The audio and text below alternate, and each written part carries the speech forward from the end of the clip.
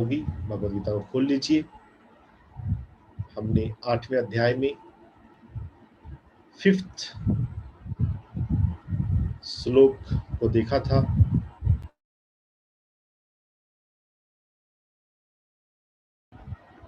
Fifth श्लोक से आगे 6th श्लोक की रीडिंग करें मन ही मन।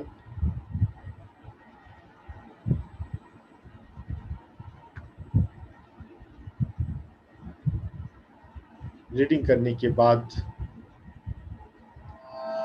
हम उसके मीनिंग पर कॉन्टेम्पलेट करें।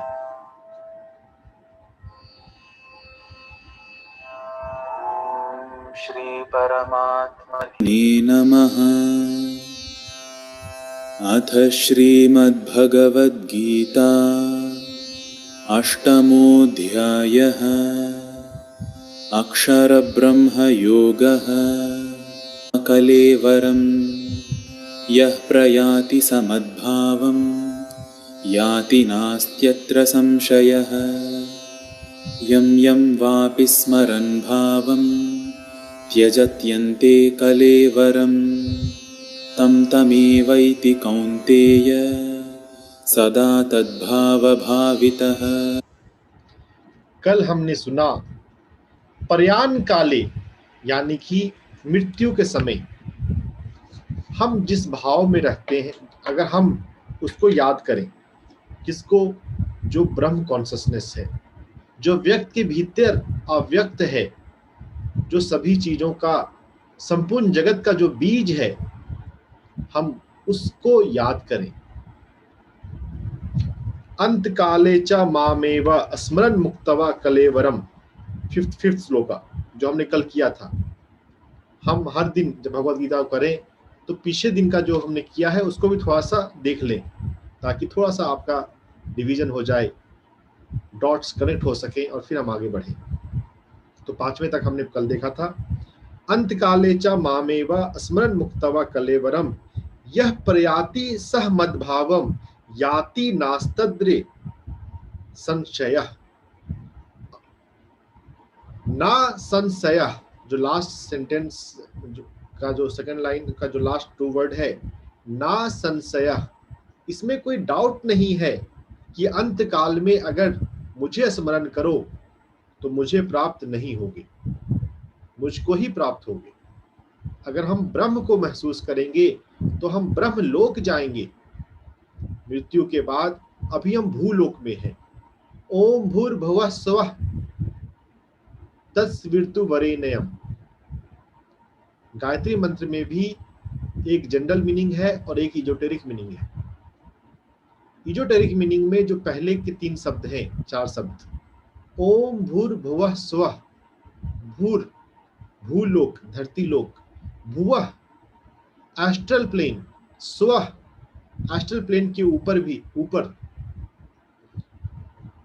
अगर हमारे कर्म बचे हैं, हमारे भीतर इच्छाएं, कामनाएं, वासनाएं बची हैं, तो मरने के बाद हम एस्ट्रल लोक में, एस्ट्रल प्लेन में जाते हैं। लेकिन अगर हम ब्रह्म भाव को उपलब्ध हो गए तो हम ब्रह्म लोक में जाते हैं। जैसी हमारा भाव है अंत काल में, पहले 5th श्लोक में बताया कि अगर अंत काल में मुझे स्मरण करते हो तो मुझको प्राप्त होते हो। जो मुझे स्मरण करता है वो मुझे प्राप्त करता है। 5th में पहले वो बताया। फिर 6th में आ गया कि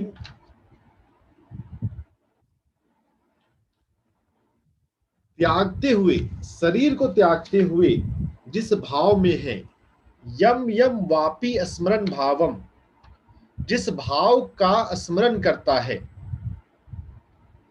त्यज्यन्ते कलेवरम, अंतिम समय में शरीर को त्याग करते हुए, तम तमय वैति कौन्तेय सदा तद्भाव भावितः, तद्भाव भावितः, जिस भाव में हो, जिस विषय के चिंतन में हो, उस भाव को प्राप्त करता है। सी, फर्स्ट जो मेन पॉइंट है उसको बोला गया, और फिर धीरे से नेक्स्ट बात जो है, हायर बात जो है, उसको बता दिया जाता है। कितना अच्छा है भगवत गीता, सिस्टमेटिक वे में है। 5th श्लोक में देखिए, मिलती जुलती बात है लेकिन एक स्टेप डीपर है, अगर हम समझ सकें तो। अंत काले मामेव स्मरण मुक्तवा कलेवरम, 5th श्लोक में आया कि अगर मुझे स्मरण करते हो तो मुझको प्राप्त होते हो। तो ये थोड़े से जो कृष्ण को अगर भगवान की तरह देखने वाले ज्यादा आसानी से समझ सकते हैं, लेकिन फिर थोड़ी गहरी बात कही कि जिस भाव में त्याग करते हो उस भाव को प्राप्त करते हो। यम यम वा अपि स्मरण भावम, कलेवरम मतलब कला शरीर, कला वर्ग, फिजिकल बॉडी को त्याग करते हुए जिस भाव को स्मरण करते हो उसी भाव को हम प्राप्त करते हैं। अगर भगवान का भाव है, ब्रह्म का भाव है, तो ब्रह्म को हम प्राप्त होंगे। अगर स्पिरिचुअल अवेयरनेस में, स्पिरिचुअल कंसेप्ट पे कॉन्टेम्पलेट करते हुए हम शरीर त्यागें, तो स्पिरिचुअल फैमिली में या अपने लाइफ में स्पिरिचुअल के साथ हम पैदा होंगे। जिस भाव में हम त्यागें उस भाव को प्राप्त होंगे। और अगर हम चिंता करते हुए त्यागें, ओहो मेरे मेरे बच्चे ऐसे रह गए, मैं अपने बेटे से मिल नहीं पाया, किसी भी तरह की चिंता अगर शरीर में, अगर मन में है, तो फिर क्या होगा? एस्ट्रल प्लेन में मन शरीर छोड़ने के बाद लंबे समय तक हम उसी विचार में उलझे रहते हैं। And it takes lots of effort by our spirit guide to take out from that self created mental world। देखिए, जो कहते हैं स्वर्ग और नरक हम स्वयं क्रिएट करते हैं। अगर हमने अटैचमेंट वाले विचार अपने चारों तरफ बना रखे हैं तो हमारा वो नरक हो गया। तो जिस भाव में हम त्यागें उस भाव में ही हम एस्ट्रल प्लेन में चले जाते हैं। तो दुनिया में नर्क भी है। अगर आपके पास अटैचमेंट वाले विचार हैं, नेगेटिव विचार हैं, आप उसमें उलझे रहते हैं, आप शरीर छोड़ते समय उनके उसी भाव दशा में हैं, तो आप नरक में जाते हैं। एस्ट्रल सिटी मूवी में उस नरक को भी थोड़ा सा दिखाया है। अब बहुत लोग बोलेंगे नरक कुछ नहीं होता। होता है अगर आपके पास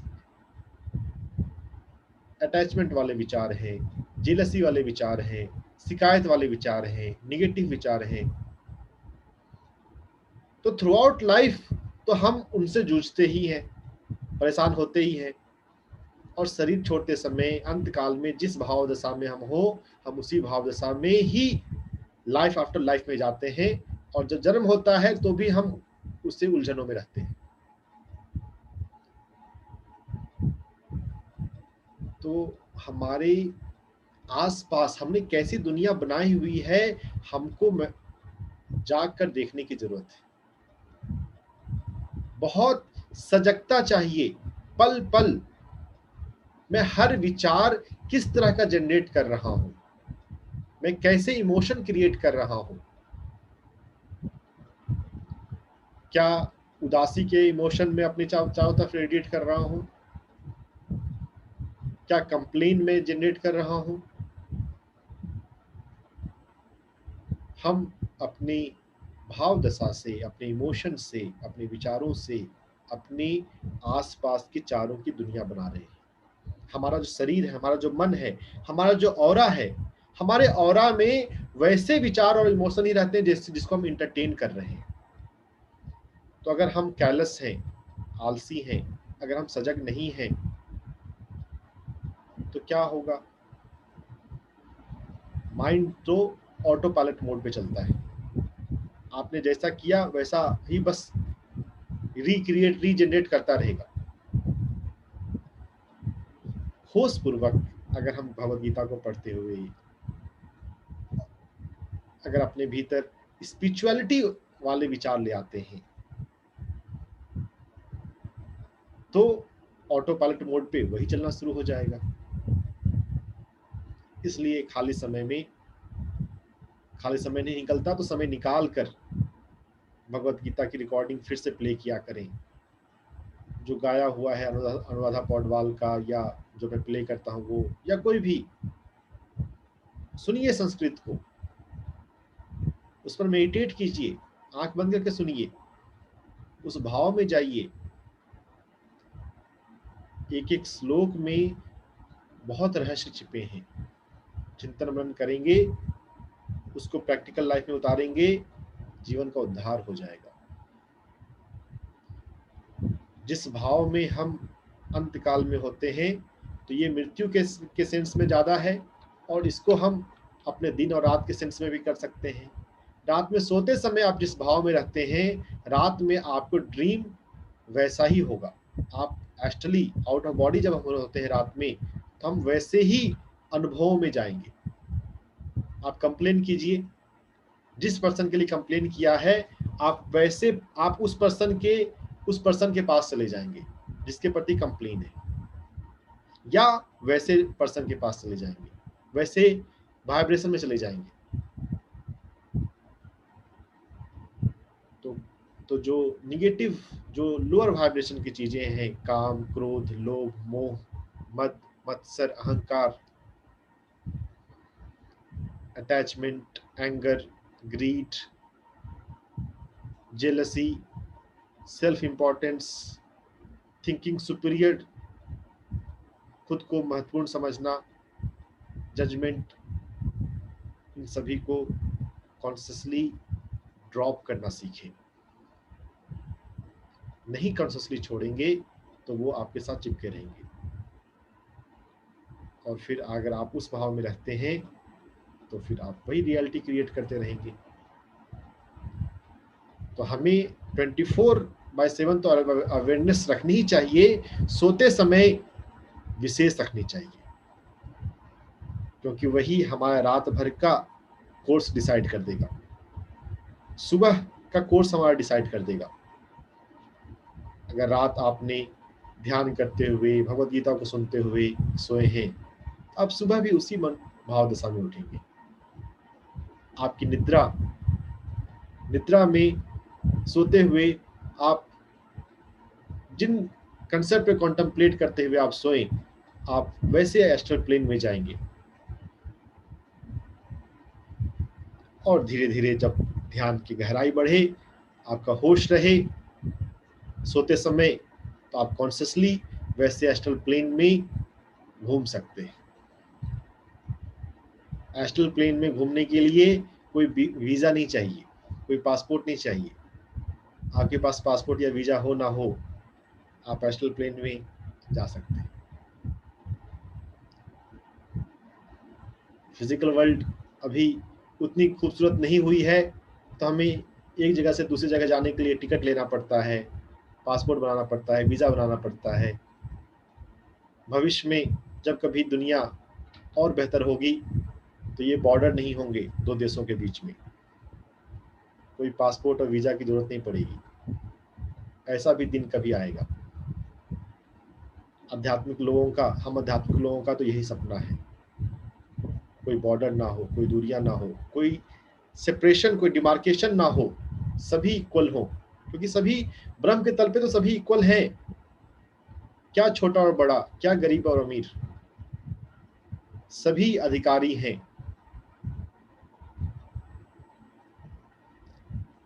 हम रात में सोते समय किस भाव में होते हैं, उसी भाव में सुबह जगते हैं। मृत्यु के समय हम जिस भाव दशा में होते हैं, हमारा अगला जन्म भी उसी भाव दशा में होता है। यह बात हम सीख लें, 8.5 और 8.6 से। 8.5 में भगवान और 8.6 में जस्ट भाव।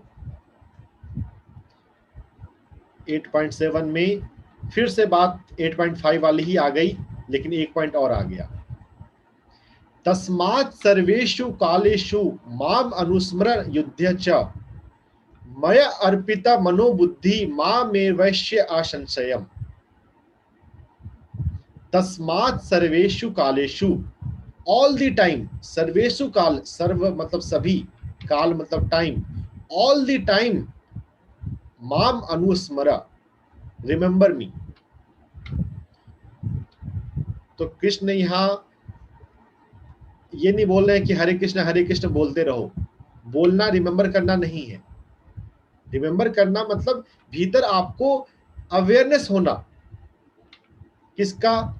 ब्रह्म कॉन्शसनेस का, ऑल परवेडिंग ब्रह्म कॉन्शसनेस, जो सर्वव्यापी दिव्य चेतना है, वो हमेशा मेरे साथ है, मेरे भीतर है, मेरे आसपास है, मेरे सामने जो भी है, जो भी इंसान है, जो भी जीव है, सभी में वो दिव्य चेतना है। ऑल परवेडिंग ब्रह्म कॉन्शसनेस को स्मरण करना, उसको फील करना, उसको याद रखना। सर्वेषु कालेषु, पहले कहा कि जब शरीर त्याग रहे हो, त्यजति कले अंते कलेवरम, लास्ट टाइम में जब अपना शरीर छोड़ रहे हो तब याद करो। फिर अब आ गया कि हमेशा याद करो, सर्वेषु कालेषु, क्योंकि अगर हमेशा याद करेंगे तब तो मरते समय याद रहेगा। मरना तो सबसे क्रिटिकल टाइम है। उस समय हमारे जीवन में जो उतना भी दुख है, सब दुख जमा हो जाएगा। जो भी हमारे लाइफ में टेंशन है, अभी आपके लाइफ में कोई प्रॉब्लम है तो एक होप है कि ये प्रॉब्लम ठीक हो जाएगी। मरने का समय नजदीक आ गया, फिर तो आपको अफसोस आएगा, रोना आएगा कि मैं नहीं कर पाया, अगर कुछ नहीं कर पाए तो। वैसे किसी भी तरह के अफसोस की जरूरत नहीं है। हर तरह का अफसोस, हर तरह की चिंता निरर्थक है, यूजलेस है, फ्रूटलेस है। चिंता ना करें, चिंतन करें। चिंतन स्वयं का, स्वयं की अपरा प्रकृति और परा प्रकृति का। जो परा है वही ब्रह्म है, वही भगवान है, उसी का स्मरण करना है हमेशा, सर्वेषु कालेषु युध्य च। अब उसको युद्ध, चूंकि अर्जुन को युद्ध करना है, अर्जुन को युद्ध करने के लिए बोल रहे हैं, तो बोले मुझे याद करते हुए युद्ध करो। अगर वो हम लोगों से बोले तो बात होगी कि अपना हमारा जो काम है, हम जो भी ड्यूटी करते हैं, जो भी हमारा प्रोफेशन है, तो उसको हमेशा गॉड को स्मरण करते हुए, गॉड के भाव के साथ वो कर्म करो, धर्म निभाओ अपना, जो हमारा धर्म है। अपने धर्म को पहचानना और निभाना ही कर्म है, वही हमारा काम है, काम होना चाहिए। Second line is so good, मई अर्पितः मनः बुद्धि, मन और बुद्धि को मुझे अर्पित करो। अब देखिए यहां पर कहा मन और बुद्धि को अर्पित करो। मन और बुद्धि के अलावा भी हमारे पास कुछ है कि नहीं, बताइए। मन और बुद्धि के अलावा हमारे पास और कुछ है या नहीं है?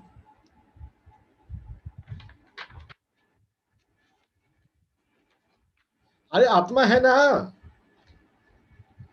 आत्मा को अर्पित करने के लिए क्यों नहीं कहा?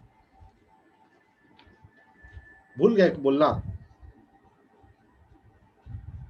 कृष्ण जी को याद दिला दें? नहीं, कृष्ण नहीं, कृष्ण तो, कृष्ण जी को, या कृष्ण जी बोले होंगे लेकिन वेद व्यास लिखना भूल गए। कुछ मिस्टेक हुआ क्या उनसे? आत्मा को अर्पित करने के लिए क्यों नहीं कहा? कोई बताना चाहेंगे तो चैट में टाइप कीजिए। क्या मिस्टेक हुआ उनसे, कृष्ण से, वेद व्यास से?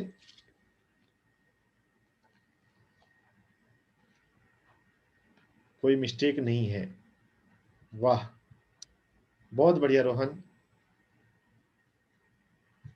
हम आत्मा के तल पे तो जुड़े हुए ही हैं, ये मन का भ्रम है। जो भी हमारे भीतर बिलीफ है, भ्रम है, वो तो मन के तल पे ही होता है। जो सेपरेशन है कि मैं अलग हूं और भगवान अलग है, यह जो इल्यूजन है, ये तो मन के तल पे होता है।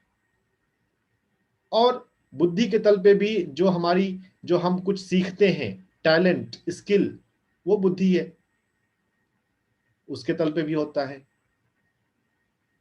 अब कोई साइंटिस्ट है तो वो बुद्धि वाला है, लेकिन साइंटिस्ट है तो वो स्पिरिचुअल भी हो, कोई जरूरी नहीं है।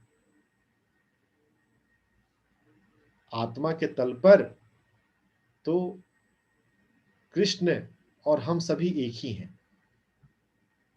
तो आत्मा के तल पर कुछ अर्पित नहीं करना है, वहां पे तो जागना है।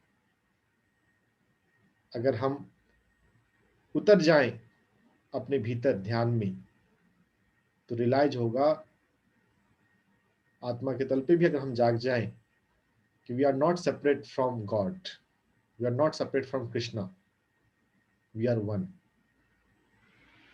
इसीलिए ज्ञान योग में, ज्ञान यज्ञ में भक्ति नहीं रहती, या फिर रहती भी है तो एकत्व वाली भक्ति रहती है। We are one. तो जो वन है उसको क्या सरेंडर करोगे? जो सेपरेट है वही तो सरेंडर हो सकता है। तो मन और बुद्धि को समर्पित करके मुझ में एक हो जाना, मुझ में एक हो रहना, और इस बात में कोई संशय नहीं है। तस्मात् सर्वेषु कालेषु माम अनुस्मर युध्य च, मयि अर्पिता मनः बुद्धि माम एव एष्यसि असंशयम्। मन और बुद्धि को मुझ में समर्पित करके मुझको प्राप्त करोगे। हम भगवान को पालें, भगवान के साथ जो हम एक हैं उसको जान लें। भगवान को पाने का मतलब है कि हमारा जो वननेस है, उस वननेस को रियलाइज कर लेना। वन तो हम है ऑलरेडी, लेकिन अभी हम उसे हमने रियलाइज नहीं किया। तो वही है पाना। पाना मतलब है जानना। अगर हम ज्ञान योग को ठीक से समझ लें तो कोई अलग भगवान नहीं मिलता, जो बस हमारे भीतर है ही, हम उसको फील करने लग जाते हैं। कैसे करते हैं? अभ्यास योग से। और वही नेक्स्ट है, अभ्यास योग युक्तेन चेतसा ना अन्य गामिना। अभ्यास योग से युक्त चेतना कहीं और नहीं जाती। किसको जाती है? परम पुरुष को, परमात्मा को,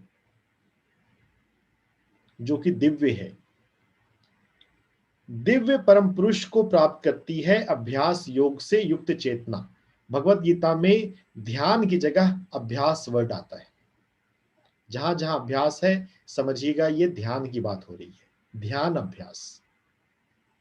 तो अभ्यास योग, ध्यान योग से युक्त चेतना दिव्य परम पुरुष को प्राप्त करती है।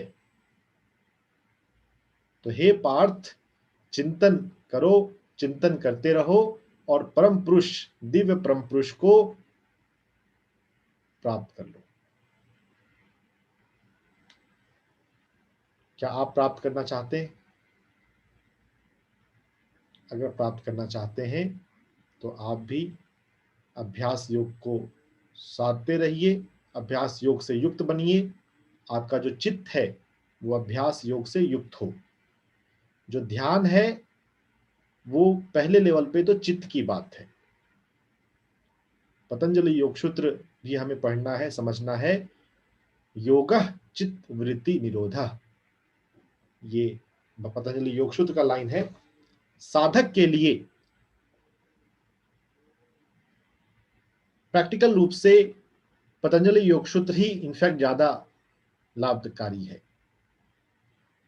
पहले हमारे जीवन में योग आ जाए, और जब योग आ जाएगा तो फिर अगर हम बिल्कुल प्रॉपर सिस्टमेटिक पढ़ना और समझना हो तो पहले पतंजलि योग सूत्र ही पढ़ना चाहिए।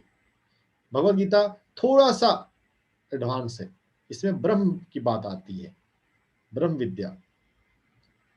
तो इसलिए जगह जगह पे वननेस का बात है, और इसमें सिस्टमेटिक लेके नहीं चलते।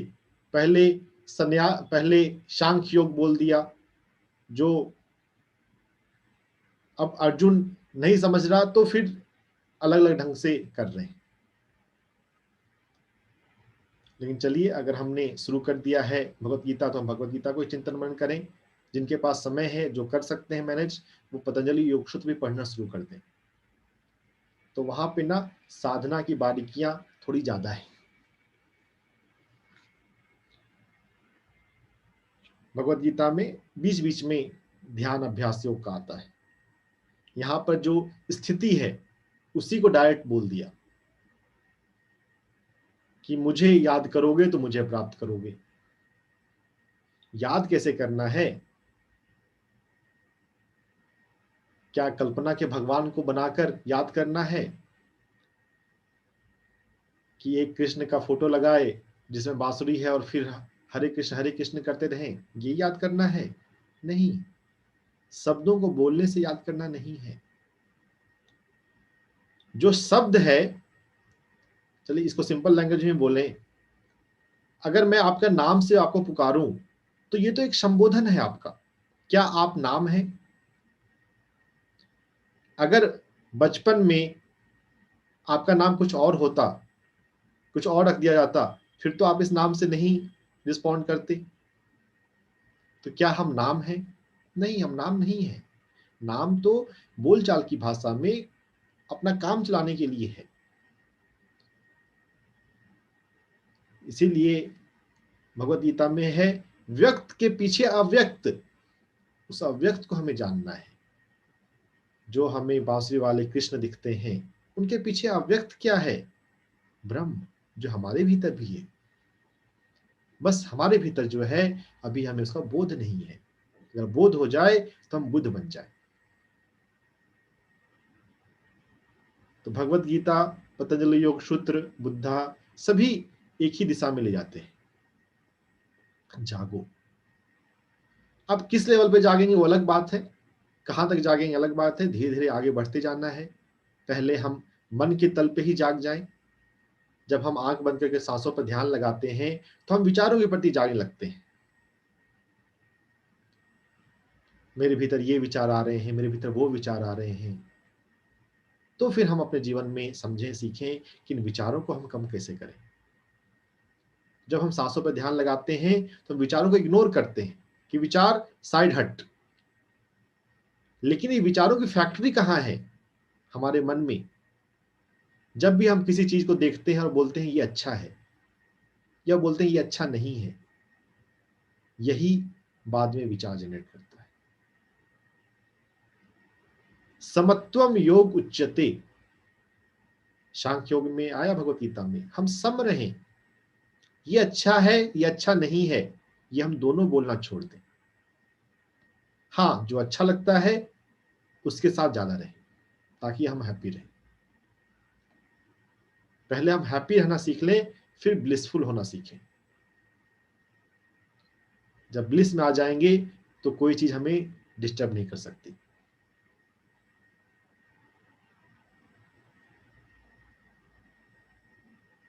भीतर परा प्रकृति का अगर बोध हो, तो बाहर कोई सिचुएशन क्या हमें अफेक्ट कर सकती है? नहीं कर सकती।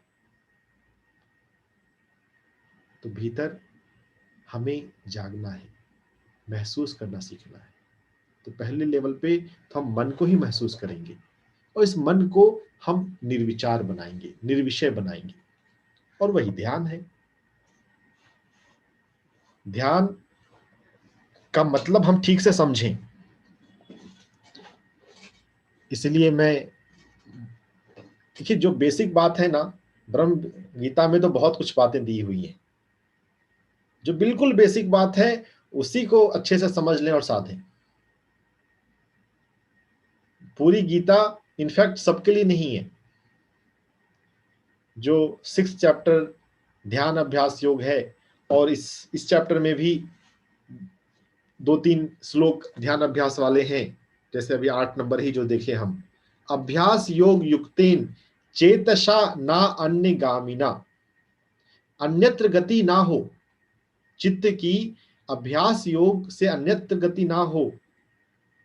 हम अभ्यास करने बैठे, ध्यान करने बैठे और हम कई कई चीजों को सोच रहे हैं, कई कई चीजों को याद कर रहे हैं, तो फिर वो ध्यान नहीं हुआ ना। कोई भी एक, वैसे तो आनापानसति के अलावा अगर दूसरा ध्यान विधि भी अगर कोई करते हो, वैसा तो आनापानसति वर्ल्ड की बेस्ट मेडिटेशन मेथड है, तो किसी एक चीज को पकड़ना है। हम कई सारी चीजों को पकड़ते रहें, पहले ये कर रहे हैं, फिर ये कर रहे हैं, फिर ये कर रहे हैं। दुनिया में लोगों ने इतनी सारी ध्यान विधियां बना दी हैं, अगर हम एनालाइज करने जाएं तो अगर बहुत सारी चीजों पर चिंतन है, फोकस है, तो फिर क्वालिटी कहां से रहेगी। तो शोर शराबा ज्यादा है, लेकिन उन शोर शराबों में वास्तव में महसूस करने वाले रिलेटिवली बहुत कम है। वैसे ध्यान बढ़ा है इस दुनिया में, ये अच्छी बात है, लेकिन फिर भी उनमें अच्छे ध्यानी, दूसरी परंपराओं में भी अच्छे ध्यानी मिल जाएं तो उनका स्वागत हो है, उनका सम्मान है, उनको सुनना चाहिए। हम योगानंद को सुनते हैं जो क्रिया योग परंपरा में हैं, हम स्वामी राम को पढ़ते हैं जो श्री विद्या परंपरा के हैं। आगे जो शाम में बुक रीडिंग होती है मेरी, उसमें हम आगे स्वामी मुक्तानंद को पढ़ेंगे, महाराष्ट्र के हैं, वो सिद्ध योग परंपरा के हैं। तो दूसरी परंपरा के ध्यानियों का, योगियों का भी सम्मान है, उनको भी हम सुने पढ़ें। लेकिन अभ्यास योग क्या है वो हम थोड़ा सा ठीक से समझें करें। चित्त की क्या स्थिति होती है, मल्टीपल डायरेक्शन, मल्टीपल चीजों के बारे में मत सोचें एट ए टाइम। कोई एक फोकस हो आपका। Breath is the best focus. अगर किन्हीं को कोई दूसरी परंपरा में करना हो तो कोई एक ऑब्जेक्ट चुने मेडिटेशन के लिए, और वैसा ऑब्जेक्ट जो आपको अपने भीतर ले जाए। स्वदिशा, गो इनवर्ट, लुक इनवर्ट। ध्यान ठीक से समझ लें, ठीक से आपका होने लग जाए, भगवत गीता तो समझ में आ ही जाएगा देर सवेर। श्लोकों को कंठस्थ करने की जरूरत नहीं है, उनके वर्ड को समझ सकें तो ठीक है, वर्ड टू वर्ड मीनिंग को भी जानने की बहुत ज्यादा जरूरत नहीं है। ज्यादा जरूरत है अभ्यास योग को ठीक से समझ लेना। नहीं तो सिर्फ वो बात हो जाएगी जो एक कहानी है, तोता कहते रहते हैं शिकारी आएगा दाना डालेगा, जाल में फंसना नहीं। हम पढ़ते रहेंगे लास्ट समय में भगवान को याद करो, लेकिन हम फिर चिंता में चले जाएंगे कि मेरा बच्चा ऐसा रह गया, मेरा परिवार छूट रहा है। चिंता करेंगे, रोएंगे, तो आपकी गति क्या होगी, सीखना सब बेकार हो गया। ध्यान योग पर, अभ्यास योग पर विशेष फोकस हो, और साथ में हम थोड़ा थोड़ा जो चिंतन मनन कर रहे हैं श्लोक बाय श्लोक, वर्ड बाय वर्ड, वो भी थोड़ा करते रहे। तस्मात् सर्वेषु कालेषु मामनुस्मरयुध्य च मय्यर्पितमनो बुद्धिर्मामे वैश्यस्य संशयः। सभी कालों में, सभी समय, ऑल द टाइम, 24/7 मेरा स्मरण करो। सर्वेषु कालेषु, क्या हम निद्रा काल में भी स्मरण कर सकते हैं? अगर आपका अभ्यास योग अच्छा हुआ तो हाँ, कर सकते हैं। गांधी जी को गोली लगी और उसके बाद उनके मुंह से निकला हे राम, कोई कंप्लेन नहीं निकला। तो ये एक एग्जाम्पल है कि लास्ट मोमेंट में भी उनको स्मरण रहा। क्या हमारे जीवन में ऐसा होगा? अपने अपने जीवन में देखिएगा जब आपका लास्ट टाइम आएगा। तो अभी तो ये कर सकते हैं कि सभी काल में, ऑल द टाइम, हम उसका स्मरण करें, अपनी मन और बुद्धि को अर्पित करें। हम उसी को प्राप्त होंगे इसमें कोई संशय नहीं है। अभ्यासयोगयुक्तेन चेतसा नान्यगामिना परमं पुरुषं दिव्यं याति पार्थानुचिन्तयन्। अभ्यास योग से युक्त चेतना अन्यत्र गति ना करते हुए दिव्य परम पुरुष को प्राप्त करती है। तो यहाँ पर चिंतन जो है, चिंतन शब्द यूज किया गया है और पीछे के श्लोकों में स्मरण शब्द यूज किया गया है। इसका मतलब ये नहीं है कि हम शब्द का स्मरण करें, हम उस भाव में रहें। मंत्र या नाम बोलने से बात नहीं बनेगी, आपको भीतर अवेयरनेस रहना चाहिए, उस फीलिंग का, उस एहसास का। ध्यान में जो कभी आपको नॉन फिजिकल फील होता है अपना, उस एहसास में रहिए। कभी ब्रह्म फील हो जाए तो उसके एहसास में रहिए।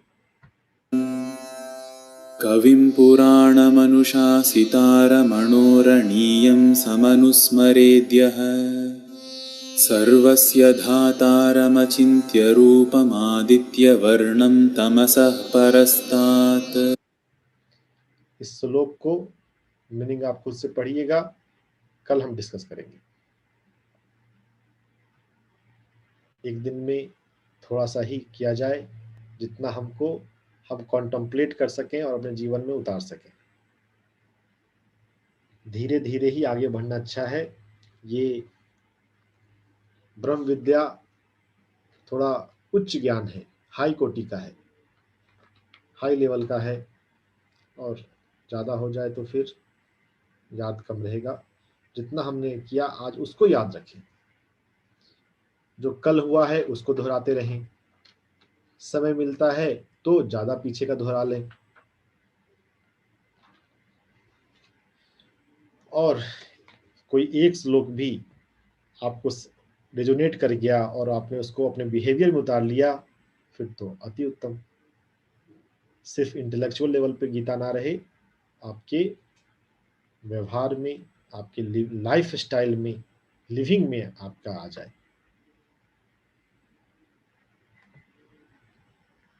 भगवत गीता को कंठस्थ करने से ज़्यादा जरूरी है भगवत गीता की जो टीचिंग है वो हमारे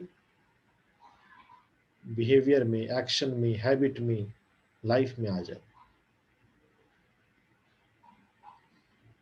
सुप्री अब लास्ट में हम बातचीत करते हैं थोड़ा। जिनको बातचीत करना हो वो हैंड रेज करें। एक हैंड काफ़ी देर से रेज हुआ है। सुप्रिया वेती, अगर आपको बात करनी है, अगर गलती से उठ गया है तो अलग बात है, बात करनी है तो आप अपने आप को म्यूट करें। और जब शुरू में फ्लो में श्लोक जब हम डिस्कस कर रहे हैं तो उसमें बीच में इंटरप्शन इज नॉट अलाउड, तो क्योंकि फिर वो रिदम नहीं रहता। कुछ बोलना है, पूछना है तो लास्ट में 15 मिनट, हम 15 मिनट 20 मिनट अपनी बातचीत करने के लिए रखें। आप अपने आप को अनम्यूट कर सकते हैं रचना जी। मैं कुछ बोल सकती हूँ? और पहले रचना जी को सुन लेते हैं, उनका हैंड पहले रेज हुआ है। प्रणाम सर। सर एक क्वेश्चन था कि अगर एक लेडी है, उनको कोरोना हो गया है और उनका बच्चा 6 महीने का है, तो वो फीड करा सकती हैं क्या?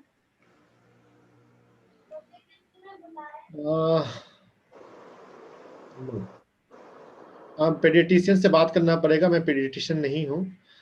लेकिन जितना एमबीबीएस में मुझे पढ़ा है, नहीं, 6 महीने से छोटे में ज़्यादा जरूरी होता है फीड। 6 महीने बच्चे की हो गई है तो वो टॉप फीड से, ऊपर के दूध से भी रह सकता है, रह जाएगा, तो ठीक रहता है। बाकी पीडियाट्रिशियन से बात कर लें, और बच्चे की कंडीशन क्या है, बच्चे की रिक्वायरमेंट क्या है, मदर की कंडीशन क्या है, उसकी भी कुछ नहीं करता है। धन्यवाद सर। आप मुझे व्हाट्सएप पर मैसेज कीजिएगा, मैं अपने पीडियाट्रिशियन फ्रेंड से, बहुत सारे सर्कल में हैं, मैं पूछ के बता दूंगा। ठीक है सर। प्रणाम सर। बिल्कुल आउट ऑफ कॉन्टेक्स्ट का क्वेश्चन आपने पूछ लिया, चलिए ठीक है, कोई बात नहीं। सुप्रिया, आप गलती से हैंड रेज हुआ है तो हैंड नीचे कर लीजिए, या बात करना है तो बात कर सकते हैं, अपने आप को म्यूट कर सकते हैं आप। नए लोग सामने आते हैं बात करने के लिए, मुझे ज्यादा अच्छा लगता है। तो सब लोग आए, सब लोग भाग इधर एक्टिवली पार्टिसिपेट करें, सभी के लिए ये प्लेटफॉर्म है। नीचे कर लिया, अच्छा गलती से हैंड रेज हुआ था फिर। जी कुसुम जी। सर नमस्ते। नमस्ते। तो ये 6 श्लोक में ये व्याख्या में ये नंदिकेश्वर का दृष्टांत दिया हुआ है, ये क्या है नंदिकेश्वर?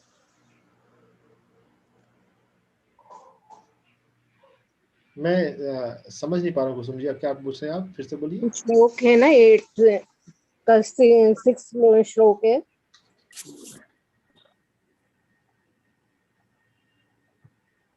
आठवां श्लोक। हाँ, छठा श्लोक। छठा श्लोक, हाँ। इसकी व्याख्या में इन्होंने दिया हुआ है ना, नंदिकेश्वर का दृष्टांत हमारे समक्ष है। इसका आपको कुछ मालूम क्या है कहानी? क्या है ना, सभी व्याख्या उतना अप्रोप्रिएट नहीं होता हर जगह पे। वैसे मैं समझूं क्या कहा, ये शिवानंद गीता की बात कर रहे हैं या कोई और गीता है? हाँ जी, इसी में शिवानंद, इसे छठे श्लोक में व्याख्या में दिया हुआ है कि नंदिकेश्वर का दृष्टांत हमारे समक्ष है। नंदिकेश्वर का दृष्टांत हमारे समक्ष है। उसने सतत भगवान का स्मरण करते करते वही स्वरूप प्राप्त कर लिया। अब ये नंदिकेश्वर, ये ना माइथोलॉजी या हिस्ट्री से हम भारत के लोग इतने महान हैं कि अपने संस्कृति के बारे में सब कुछ तो जानते नहीं है। अब मैं भी जिस परिवार में पला बढ़ा हूँ वही बात है। अभी नंदिकेश्वर की कहानी क्या है मुझे पता नहीं है, मैं भी नाम पहली बार पढ़ रहा हूँ। किन्हीं को पता हो तो शायद ऐड कर सकते हैं। हमारा भारत कल्चर वाइज तो बहुत रिच है, यहाँ पे बहुत सारी कहानियां हैं, बहुत सारे रामायण और महाभारत इतने बड़े बड़े हैं। उसके अलावा भी हमारे पास इतने सारे पुराण हैं, इतने सारे उपनिषद हैं। अब ये नंदिकेश्वर कौन से, कहाँ पर क्या हुए मुझे याद नहीं है, पता नहीं है। लेकिन इसमें जो लिख रहा है, नंदिकेश्वर का दृष्टांत सतत भगवान का स्मरण करते करते वही स्वरूप प्राप्त कर लिया। बिल्कुल सच बात है। अगर हम हमेशा भगवान को याद करें, लेकिन भगवान को याद करने का तो ये मतलब नहीं हे भगवान हे भगवान हे भगवान हे भगवान करते रहे, या जो आते हैं सीरियल में नारद नारायण नारायण, और जो जिनके भक्त होते हैं वो करते रहते हैं। तो शब्द बोलने से नहीं, लेकिन हाँ भीतर अगर आपको अपने वो फील होता है, उस एहसास को याद रखें। हर पर्सन में भगवान को देखें, हर जीव में भगवान को देखें। अगर हम हर पर्सन में भगवान को देखेंगे तो सबके साथ हमारा बिहेवियर जेंटल हो जाएगा। क्या हम कभी किसी पे गुस्सा कर पाएंगे? नहीं होगा गुस्सा। जो भी मिसबिहेवियर है, जो भी रिलेशनशिप कन्फ्लिक्ट है, वो यूं ही खत्म हो जाएगा अगर हम सबके भीतर भगवान देखेंगे तो भगवान का स्मरण करना तो अच्छा ही है। भगवान का मतलब है ब्रह्म, अव्यक्त, बीज। नमस्ते सर। जी सर नमस्ते। नमस्ते। आज तो ये कांस्टेंट रिमेम्बरेंस आ गया है कि 24 घंटे घर का काम करते, किसी से बात करते हुए, सब कुछ करते हुए हम अपने होश में रहें विचारों के प्रति। यस बिल्कुल। कि उसका हम रिस्पॉन्स कैसा दे रहे हैं, हम उसमें कितने इफेक्ट हो रहे हैं, इसके प्रति हमें बहुत मेहनत है सर। छोटी मोटी काम नहीं है, ये बहुत मेहनत है। अपने ऊपर ही काम करना है। हाँ, अपने ऊपर ही काम करना है, अपने ऊपर ही काम करना है। बहुत पर कई बार फिसल जाते हैं सर, ऐसी बात नहीं, ये बातें समझ तो आई हुई हैं, बात नहीं। जब लेकिन जागो बहुत सब बार फिसलते हैं, पर उसको फिर वापस लाने की कोशिश करते हैं। पर ये है कि अंदर से आवाज आती है कि रुक जा, ये गलत है रास्ता, इतने तो थोड़ा आया है, पर अभी बहुत कुछ बाकी है सर। इसीलिए हमें काम को धीरे धीरे करना, जल्दबाजी में नहीं करना जरूरी है, क्योंकि धीरे धीरे करते हुए स्मरण रखना अधिक अधिक सहज है। सही। तो दुनिया में अगर आप बाकी दुनिया में देखें तो बोलेंगे ज्यादा काम करो, ज्यादा पढ़ाई करो, ज्यादा पैसे कमाओ। लेकिन नहीं, ज्यादा की जरूरत नहीं है। जो हो रहा है उसमें आपको भीतर बोध हो, ब्रह्म का, कॉन्शियसनेस का, अवेयरनेस हो। बहुत बढ़िया। Thank you sir, thank you. Monika ji. Good morning sir. मैं राजस्थान से, जयपुर से। जी मैं एसएमएस मेडिकल कॉलेज में सीनियर प्रोफेसर हूँ, और 1 महीने से मैं जुड़ी हुई हूँ मेडिटेशन प्रोग्राम से। जी मैं आपका आज भी पूरा तो नहीं सुना है, थोड़ा सा सुना है। गीता पाठ में करती रही हूँ, लेकिन मैं आपसे ये पूछना चाह रही थी कि जैसे कोई स्पेसिफिक भगवत गीता है जिसको आप जो गीता प्रेस की है वही है? नहीं, स्वामी शिवानंदा। अच्छा, तो सर ये कहाँ से मिल पाएगी? स्वामी शिवानंदा की जो वेबसाइट है, ऑफिशियल वेबसाइट, वेबसाइट्स? वहां पर मिल जाएगी। ठीक है, मैं इनका वो पूछ लेती हूँ, क्योंकि कई बार पढ़ी भी है, और उसको जब भी पढ़ते हैं तो हर श्लोक अलग ढंग से समझ आता है। उनका अगर आप वाला है तो उसको मैं पूछ लूँ। Thank you so much sir, आपका बहुत अच्छा था। और मैंने जब स्टार्ट किया तो उसमें जो मैं आज का मैसेज पूरे दिन भर का कंटेम्पलेशन है, वो सर्वेषु कालेषु है, कि हर पल कोशिश ये रहनी है कि जी बिल्कुल। Thank you sir.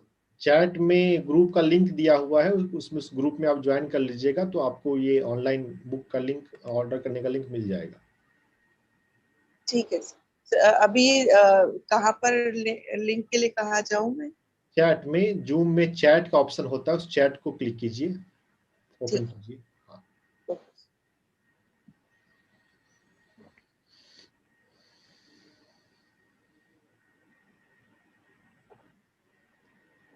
Ji sir, मिल गया। ठीक ठीक। और किन्हीं को कुछ कहना हो, पूछना हो, बोलना हो, बताना हो, नंदीकेश्वर के अलावा और किन्हीं का ध्यान किसी किसी पर गया हो? नहीं, अच्छा है, आप पढ़ रहे हैं, आप समझने का प्रयास कर रहे हैं, ये अच्छी बात है। वैसे शब्दार्थ पे ज्यादा हम फोकस करें, पहले हम श्लोक को पढ़ें और श्लोक के बाद शब्दार्थ को पढ़ें। व्याख्या तो समझाने के लिए, जो सामने सुनने वाला है उसके अनुसार होता है। स्वामी शिवानंदा की सबसे अच्छी इसलिए है क्योंकि ये एक ध्यानी है, ये एक ब्रह्म ज्ञानी है। तो जो ब्रह्म ज्ञान को उपलब्ध हुआ हो, देखिए गीता पे लिखने वाले तो बहुत सारे उन्होंने लिख दिया, लेकिन अगर उनको ब्रह्म की अनुभूति नहीं है तो फिर उनके कंटेंट में उतनी गहराई नहीं होती। कुछ कुछ बातें अच्छी हैं क्योंकि वो उन्होंने किन्हीं से भी सीखा होगा, तो कुछ बातें उन्होंने सीख ली, तो कुछ बातें तो अच्छी सब गीता में मिल जाएगी। लेकिन ज्यादा अच्छा लेने के लिए स्वामी शिवानंद, जो कि ध्यानी भी हैं, ध्यान परंपरा में इनके कई सारे शिष्य थ्रू आउट द वर्ल्ड हैं, पूरे विश्व में। और स्वामी शिवानंद जो है ये भी मेडिकल डॉक्टर ही थे, तो ये इस बात से भी मैं थोड़ा रिजोनेट करता हूँ।